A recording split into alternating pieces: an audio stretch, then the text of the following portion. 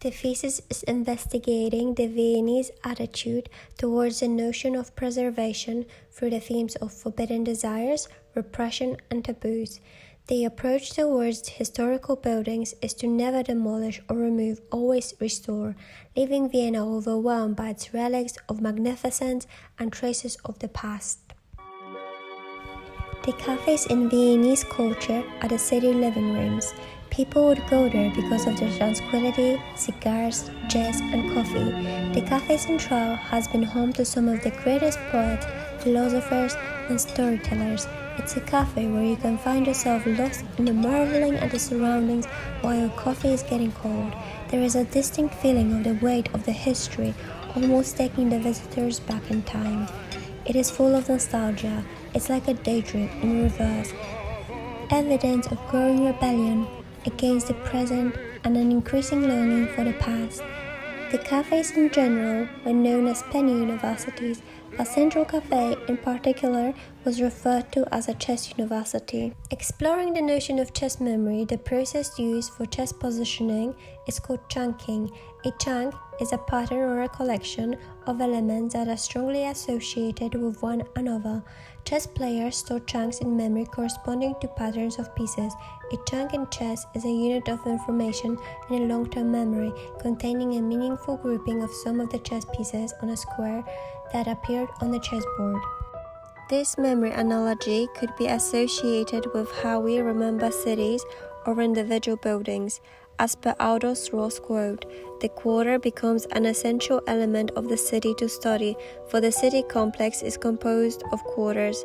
It's within its own characteristics and each part related to the whole, thus defining the urban totality, representing how we perceived and remember the city through a sequence of pixels that are records of our memories generating the urban scale.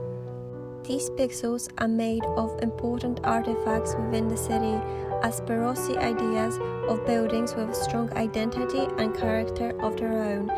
They have a relation of time, and even if they get destroyed, the ghost of them will remain in our unconscious mind.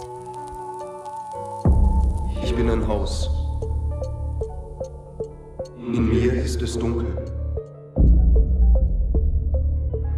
Mein Bewusstsein ist ein einsames Licht, eine Kerze im Luftzug. Alles andere liegt im Schatten.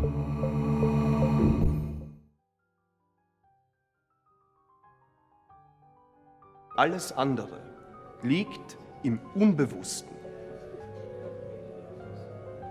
Aber sie sind da, die anderen Zimmer. Nischen, Gänge, Treppen, Türen, zu jeder Zeit. Und alles, was in ihnen wohnt, alles, was in ihnen wandelt, es ist da. Es wirkt, es lebt. In diesem Haus, das ich bin. Trieb, Eros, Tabu, verbotene Gedanken, verbotene Begierden. Erinnerungen, die wir nicht im Licht sehen wollen, die wir verdrängt haben aus dem Licht.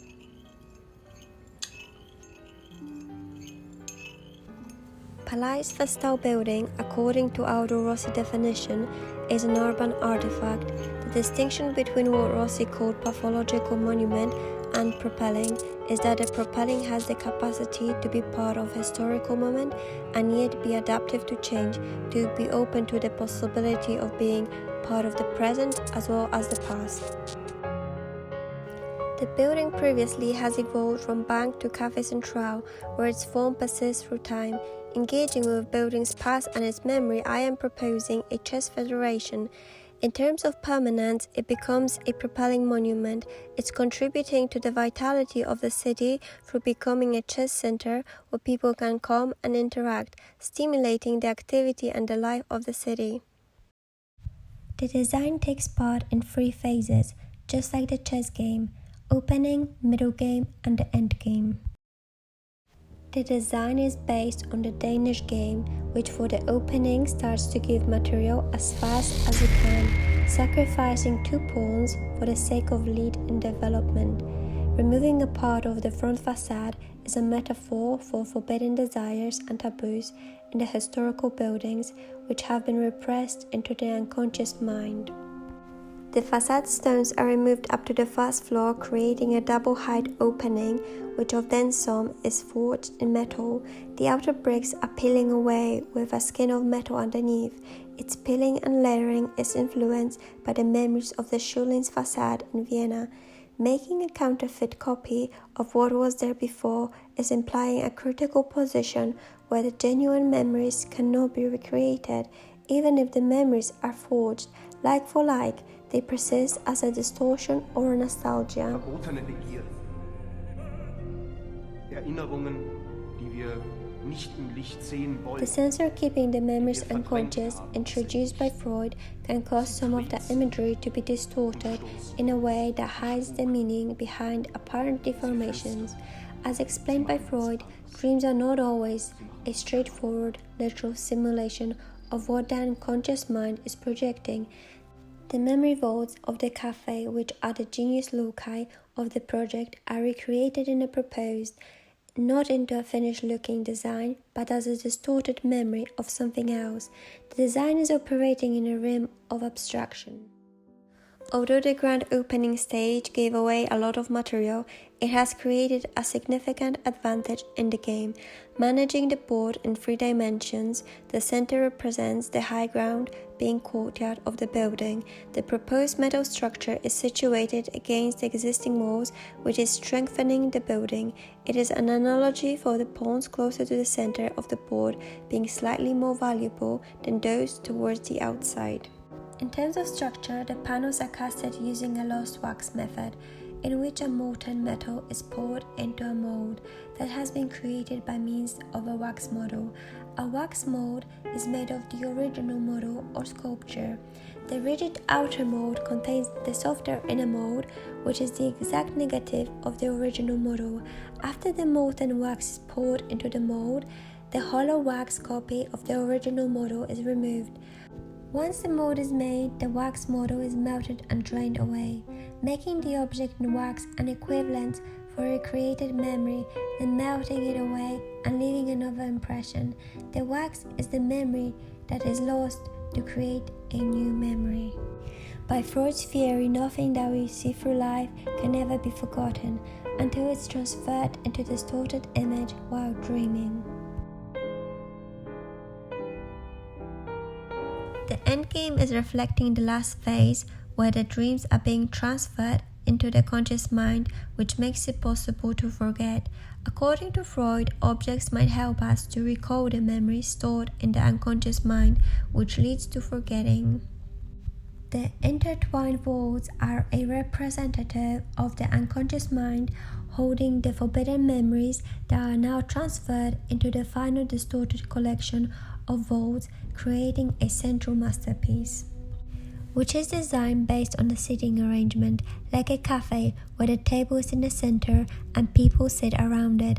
However, as soon as the dreams are interpreted, these objects will one day begin the process of decaying and fading. The building can be forgotten by simply unbolting the light metal structure from the floor, removed, giving the building multiple lifespans. In this project, the chairs and the furniture have become a monument as a means of remembering history, where the impression of the city is summarized in a furniture representing the Viennese coffee culture. The thesis was interested in creating a dialogue of narratives and ideas between architects, the present and past. As it was stated by Hermann Czech, the chairs are existing, we don't have to invent new ones. Hermann took Adolf Loos' chair, rethinked it, and developed a design. He did not invent a new chair. Taking a similar attitude, the chair in the Central Cafe, as well as Hermann's Czech design and Adolf Loos, I am forging the memory of their design. I believe the best architects have looked back to the past to understand the present, and not to replicate architecture, but to translate it and draw out its applicability for our own time.